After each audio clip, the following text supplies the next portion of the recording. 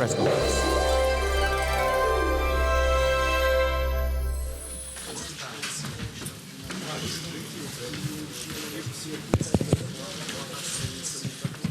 C'est bon? Oui.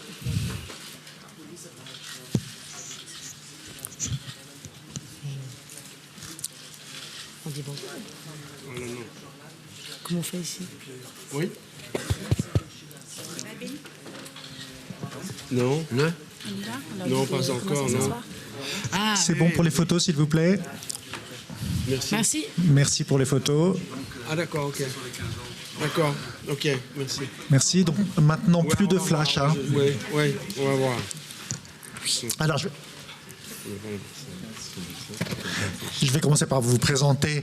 I would like Nos to invités. start by introducing our droite à guests gauche. from right to left. Denis Freyd, Denis donc, Freyd, coproducteur français des frères French Dardenne co-producer of the depuis des Dardenne années. brothers for years now. Deux nouveaux venus, Nadège Ouedraogo, Nadège Ouedraogo, Cybercafé, who works Olivier at the Bonneau, Cyber dans le rôle de Café, Julien. Olivier Bonneau, who plays Luc Julian, Dardenne. Luc Dardenne, Adele Haenel, Adele Haenel, Dr Jenny Davin, Dr. Jenny Davin, Jean-Pierre Dardenne, Jean-Pierre Dardenne, Luca Minella, Luca dans le rôle de Brian, Minella, who et plays the part of Brian, Jérémy and Jérémy dans le Régnier, rôle du père. who plays the part Voilà. of Brian's father. Donc, en attendant la première question, alors je vous rappelle, vous May levez I la main, on vous donne remind le micro, you vous to levez, raise your vous vous hand, you'll be given a microphone, stand up, and please introduce yourself when you ask a question.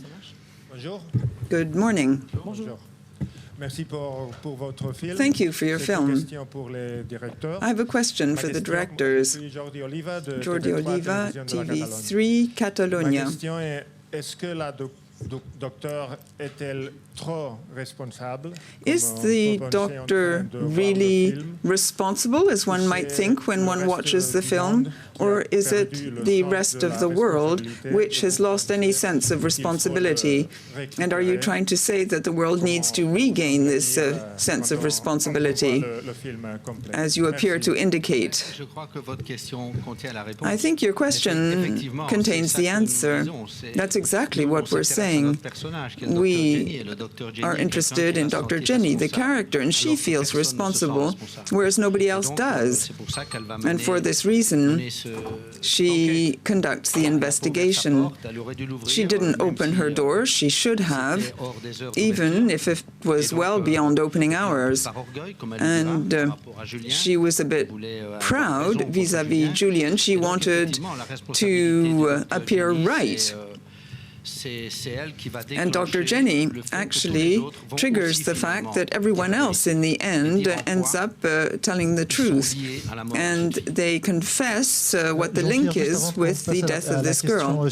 Before we go on to the next question, Histoire d'un personnage de femme this médecin, story ça fait of a très woman des années doctor, que je vous entends en parler. you've been talking about it for years. Pourquoi ce choix et pourquoi Why did you make that choice, and why did it take so long to make a film on that topic? I don't really know. It's true that we've been talking for a long time about a character who quickly turned into a doctor who's trying to fix something, repair something.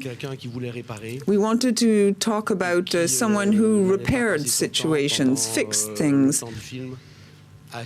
And in the film, she tries to shoulder responsibilities.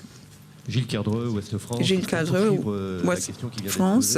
To follow up on the preceding question, you like to be very close to people. Did you choose a city doctor for that reason? Because he's close to people and people's bodies? Close to people's bodies, yes, and spirits. Doctors take care of sick people. And this is something that keenly interested us, of course. Peter Paul Hood, German TV. I have a question to the two directors. The film at one stage was located in Serrin. Why are you attracted to that region, to that city? Did you feel it was because you could find all the conflicts present in the world in that town? Well, if we really knew that, maybe we'd run away. But yes, that is, in fact, quite true. What we find there, in any event, is lots of places to tell the stories we want to tell. Of course, one could find this elsewhere as well. I don't know. Maybe it's a shortcut. My brother often says that all these places are linked to our childhood. That's my answer. It's probably not all that bad. You're familiar with the region too. When you go location scouting, you're familiar with all the locations. I often say to myself, yes, that's true. It's good to explore things once again. I wonder, we had our first dreams there, our first frights, our first desires. Maybe that's why we chose that place. We're a bit like criminals. We keep going back to the place where the crime took place. We have a friend, a doctor, a friend who became a doctor in his adult life, and his office isn't far from where Jenny's is. Maybe that played a part in our choice. Hello, Catherine Short from Guardian. Congratulations on such a great film. I wanted to return to the question about the lack of collective responsibility in Europe at the moment, perhaps towards certain groups of people, and what you think should be done about this, and what kind of would have to happen in Europe, like Jenny's realization of what her ignoring the problem has done. What would have to happen in Europe for that to change? Thank you. C'est quoi les mesures qu'il faudrait prendre par rapport à l'immigration?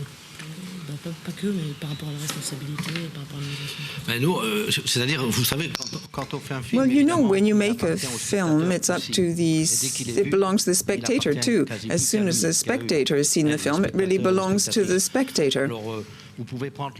So you can view the film as asking the question about collective responsibility. But that's not what we're trying to do. We're not upholding a message. We're interested in Dr. Jenny and her life story, and she's someone who feels very responsible. She doesn't want to just turn away and say, I saw nothing, I heard nothing, I'm going to lead my life as usual, and I'm going to take on the job offered by Dr. Rigard, the other doctor. She feels compelled to do something. You can decide or not as a spectator what you want to do. But we're not trying to say, well, Dr. Jenny, that's how one should view life and conceive life. No. What interests us is to see how, bit by bit, this young woman is really obsessed by the photo of this unknown girl. She feels responsible, not just guilty. She's not just saying, I should have opened the door, I feel guilty. She really acts, she does something. She shows people the photo, and in the end, she gets people to change. And that's where the real hope in the film lies. Dr. Jenny makes people change right up until the end, including Brian's father and the sister of the unknown girl who says part of the truth and then who spills the whole beans at the end. So I'd like to repeat this. We're not trying to defend any given stance or thesis in the film. Could I call on Adele? We're talking about your character. How did you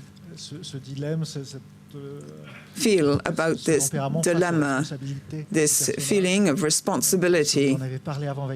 Did you talk about the character to the brothers? My feeling, and of course it's just a feeling, is that, no, I won't say what I was about to say, it's too complicated. I've even forgotten the question, actually. I think that there are no real monsters, is what Luc was saying earlier on. I think we inhibit part of our self, part of our very human self, because we live in cities where we're constantly faced with human misery, and we can't deal with everything all by ourselves, with poverty and what have you. So I believe that when you're born, you can wake up this hidden part in oneself as life goes on. A demande pour le frère Dardenne. I have a question to the Dardenne brothers. Could you say something about your work in this film? And your work with the DP?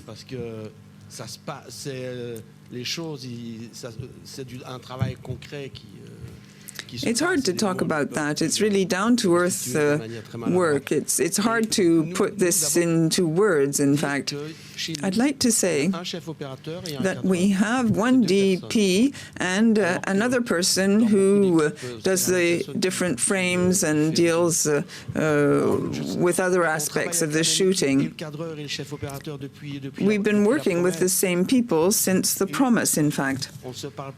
And we don't talk to each other much because we know each other just so well.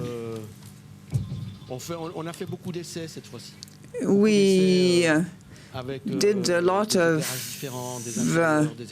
testing with different lights, shooting inside, shooting outside. What we wanted to do is really to catch what we were sort of clumsily searching for. The lighting in the film is very important in terms of the characters. You can interpret that as you like. But that's how we worked with Alain, basically. The other thing is,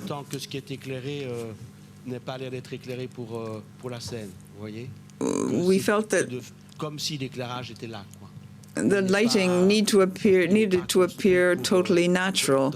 We didn't want the lighting to be designed to make certain scenes overly dramatic. That's the way we work with our DP. You also talked about the cameraman, because you have a very special way of working on the frames for each of the images. You rehearse all the scenes, I believe. Yes, we rehearse the scenes together. We try to imagine the movements with our video camera, and then we rehearse with the actors, and then we find further things. Once we're on the set, then we work further with the cameraman, with the actors. There's a permanent interaction between everyone involved. That's the way we work each time, be it with the actors, the sound, the camera, the lighting. We try to ensure things come together. Jean-Pierre was saying the lighting is not designed to light up what the camera is going to film. It's the camera that sort of brings the light. It's as though it was just naturally there. The actors have a lot of work to do, like the DP and everyone else.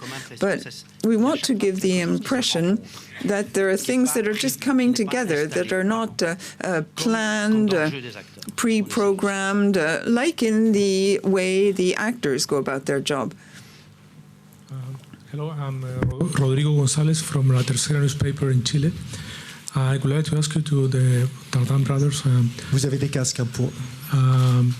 Why in your in more of his movies and in the last movies always choose a female character like protagonist, and if eventually they would like to make a movie with a Muslim Arabic character in Belgium? C'est quoi la question? J'ai pas bien compris, moi. J'ai pas bien compris. Can you Un personnage arabe. Mais il y a un inspecteur de police. The police inspector is Arab, in fact. The police inspector is Moroccan in the film. It's not the main character, okay, but he is a character. Je sais pas. Non, mais je comprends pas votre question. I don't really understand your question. Maybe one day one of the main characters will be Moroccan, perhaps. And the other part of the question is, while in the main of your movies are female characters, are the driving force, the main character of the movies, and in this movie, of course. Vos trois derniers films, Ce sont des caractères féminins, Ouais. C'est des femmes. Yes, in the last three films, the leading characters have been women.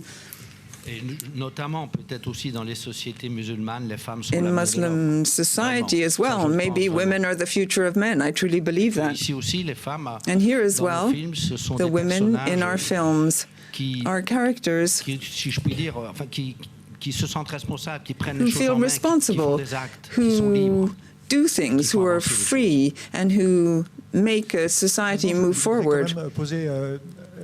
I'd like to put a question to the newcomers. The Dardenne brother family is growing bigger.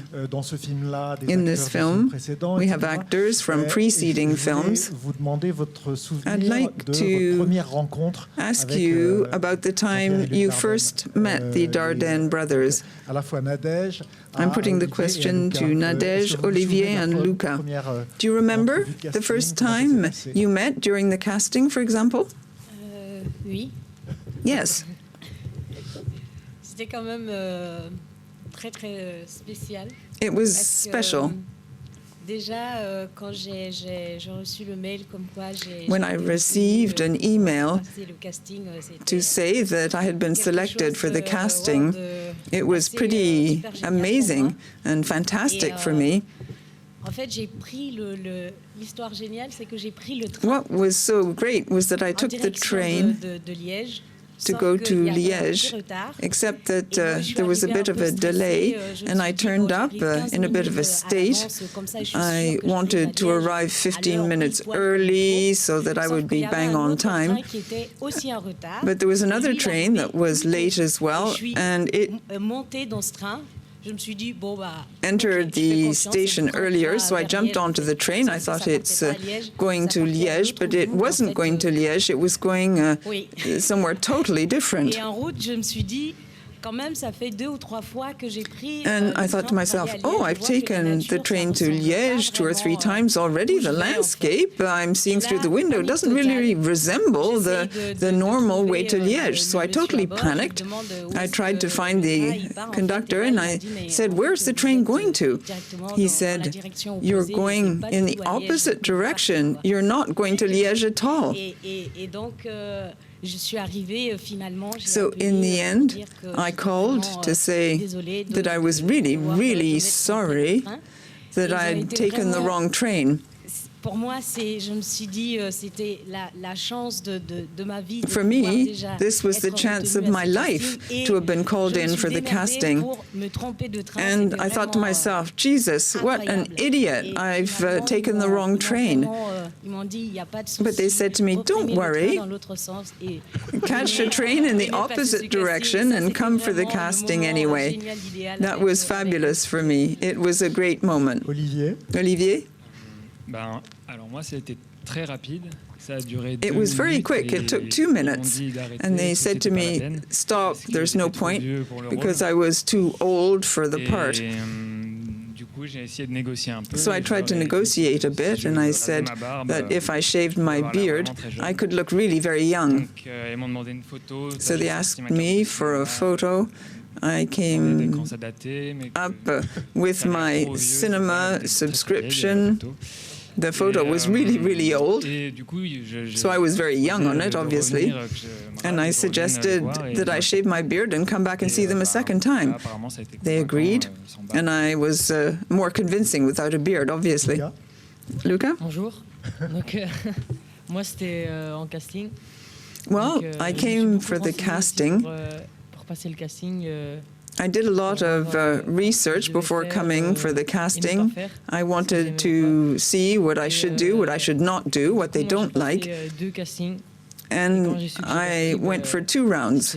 When I was told I was chosen, it was amazing. It was a dream come true, particularly with them. This is my first feature film, and then coming here to Cannes with such well-known people is quite extraordinary. Si, ça marche. Ça, oui. Bonjour, je m'appelle Maria Lombardo. Maria Lombardo, I come from Italy. Quotidien La Sicilia. And I work for La Sicilia. Thank you for all your films. Jean-Pierre and Luc Dardenne. Jean-Pierre and Luc Dardenne. Thank you for this film, too. My question is as follows.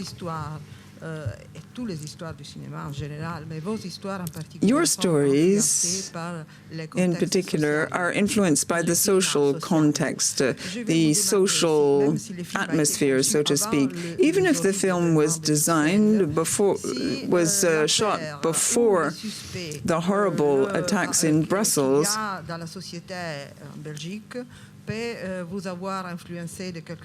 maybe suspects in Belgian society had an impact on your film. You have this young girl who is killed, and she had fake ID papers. That is typical of the status of migrants in Belgium.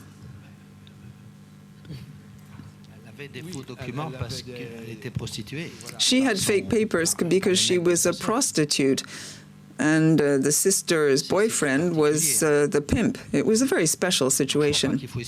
I don't think one should try to make general statements based on this situation and extrapolate and talk about immigration. We never thought about that. It never crossed our minds.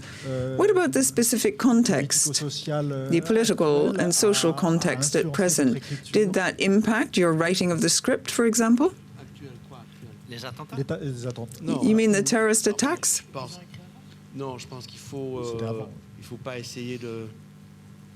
C'est les médias qui disent ça. On peut faire dire tout et n'importe quoi. You can read anything into whatever you like. But no, as we were saying earlier on, this is a story we'd had in our minds for a long time, and we jotted certain notes down on paper even. We finally shot it last year. The script had been written well before that. And then these horrible terrorist attacks took place in France and in Belgium. I don't really see there is any link. There is no link when we shot the film and wrote it.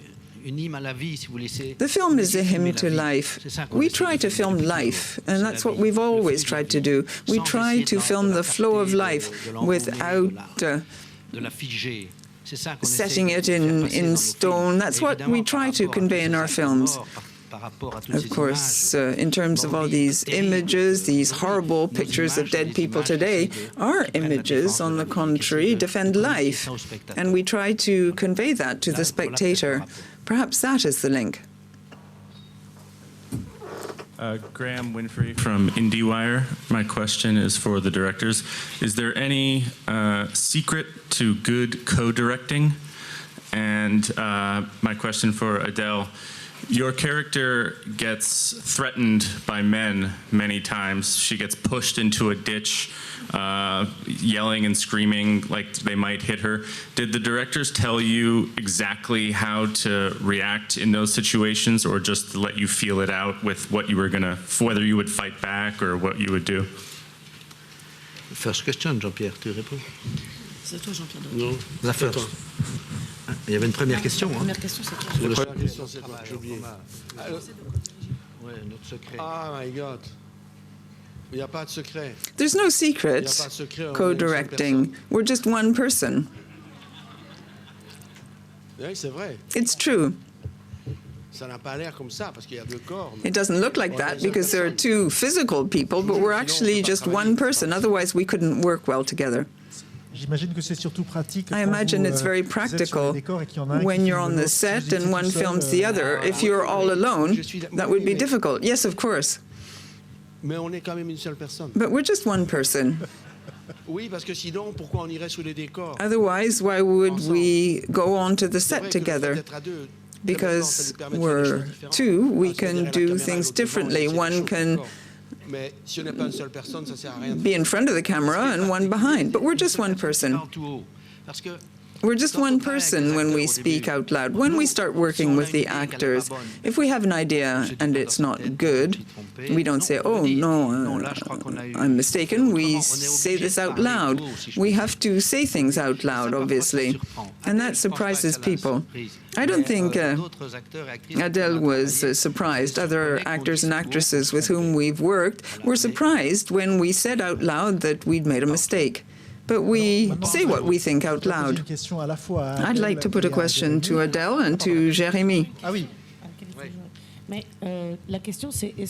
The question was that all the lines had been written down? No. Did the directors tell you exactly what to do in each scene, or was there some scope?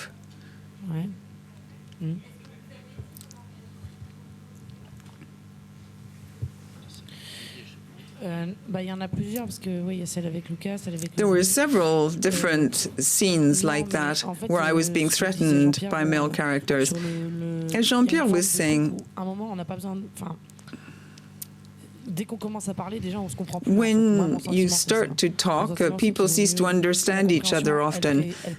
I think you need prior understanding, and then you do something. If you talk too much beforehand, then you don't act as well subsequently, perhaps. There was a lot of freedom.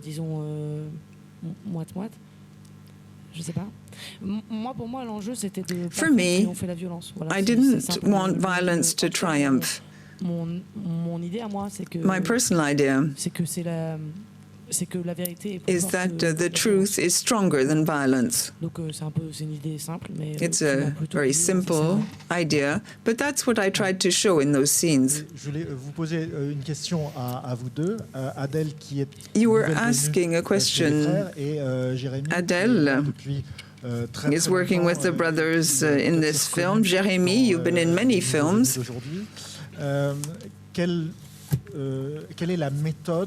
What is the method of work of the Dardenne brothers? As the years have gone by, has their method changed? Because you've worked with them often as an actor. Adele, you'd heard about the way the Dardenne brothers went about their work. How did you react to this situation? Jeremy, would you like to speak first? Has their method changed and evolved? No, I think they always try to enable the actors to find their character. They give the actors time. They give the actors time to rehearse. They've done that ever since the very beginning. So they've used the same method since I've appeared in their films. There's a lot of rehearsing. We're always on the set. They rehearse with all the actors in the film. They take time. That's not always the case. Often with films, there isn't much time available. You don't have time to rehearse much. But they take up a lot of time before the film to ensure that they've really enabled the actors to put themselves in the shoes of their characters. I don't know whether their reputation is true. Are there a lot of rushes? A lot of takes? Well, it sometimes happens that way. I don't know who had the most takes. I think there were about 40 in the case of some actors, but it's not a form of punishment. It's not because you do things time and again that it's a punishment. It's just the idea is to go a bit further each time, to keep looking for what is absolutely perfect. Sometimes we don't know exactly how to play a given scene.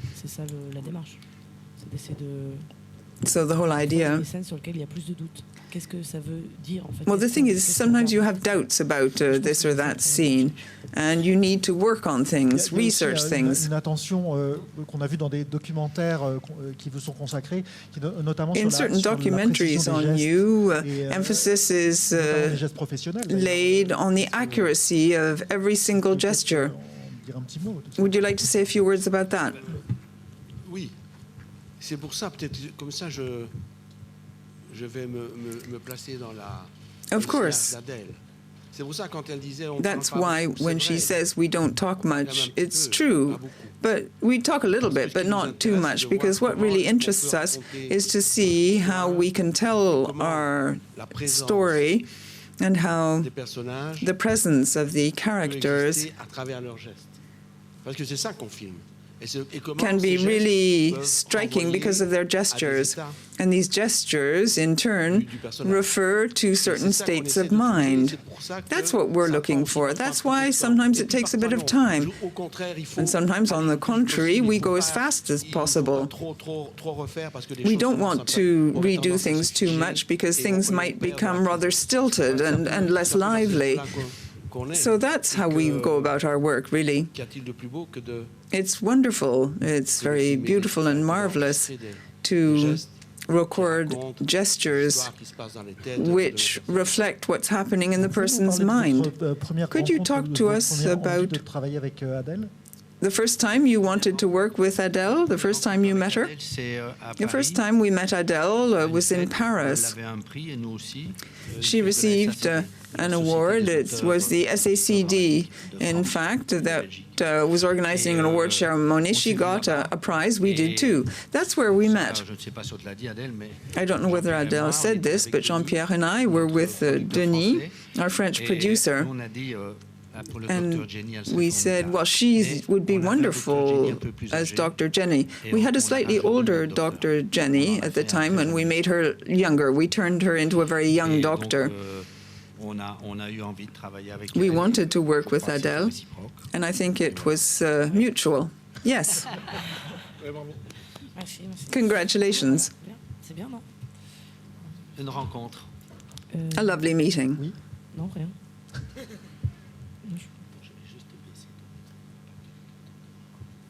Oui. Bonjour. Encore. Good morning. Je voudrais insister, si vous me permettez, I'd like to insist, if I may, on a matter that was referred to by my Italian colleague. The stories you tell in your films, do you believe they are individual moral fables, or are these stories which are designed to analyze a given social situation? Are your films more moral and individual or more social? Both at the same time. We tell individual stories. We're interested in individuals. We're interested in people. But obviously, for spectators, you don't make a film so it stays in a can. You make a film for people, for spectators. Spectators, of course, can read the film as a story that analyzes society. As time goes by, the analysis may be different. You can see different things in the film several years later. What interests us is the story of Dr. Jenny, this woman who could have gone to work elsewhere, decides to stay in that district because she senses that she must stay. She'll never elucidate the crime otherwise. Moral issues are always individual. We are compelled by things, and that's very personal. You can't say, well, someone else can deal with this. No, she's the one who didn't open the door. She has the photo of the girl, so it's up to her to ask. She could say, no, try and elude the responsibility, but she doesn't. She tries to elucidate things. She wants to discover the name of the girl, and in so doing, she wants to figure out why she died and why someone left her unconscious. I have a question to Denis Freyd. He's been co-producer of the Dardenne brothers for many years.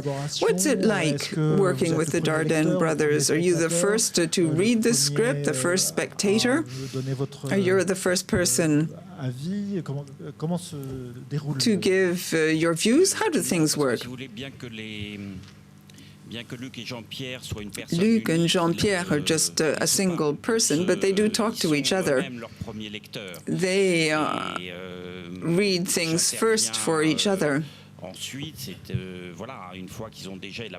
Once they've already drafted several versions of the screenplay, Delphine Thompson and I, who worked with them, then we read the play.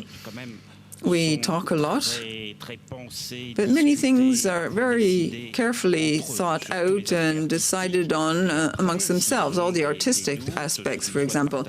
And then if they have doubts, if they have things they want to talk about, we intervene. But when it comes to creation, we just step in when they ask.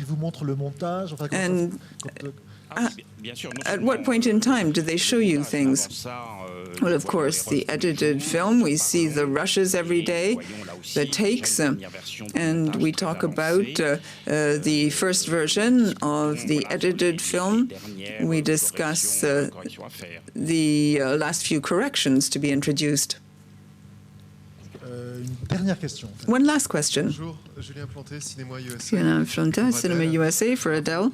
Congratulations on your character. Were you a great admirer of the Dardenne films? Have you all seen them all already? And what was it like when they offered you this character? Of course, I had already watched the films, not all of them, I must admit. But when I knew I'd been hired for the film, I watched the ones I hadn't seen. So for me, well, we're not just going to throw compliments to each other, but for me, this was something I never dreamt of being able to do. So when it finally happened, I was deeply moved, deeply touched. I adore this cinema, and for me, this was a fabulous opportunity. I was deeply touched by The Promise, for example, and also by 2 Days, 1 Night. What I find fascinating is that I have the impression that these films answer specific questions. That's what I really love. Things are pretty direct. It's hard to put things into words. That's why you make a film. And I like that. I like this courage.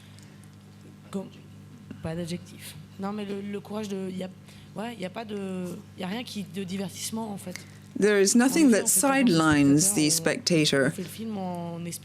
They place their trust in the spectator. We make the film, and we hope that where the film made us think, spectators will also be led to think about things. One's not diverted in any way. There are no unnecessary details. Thank you very much. Merci Adele. Merci Adele. Entre nous.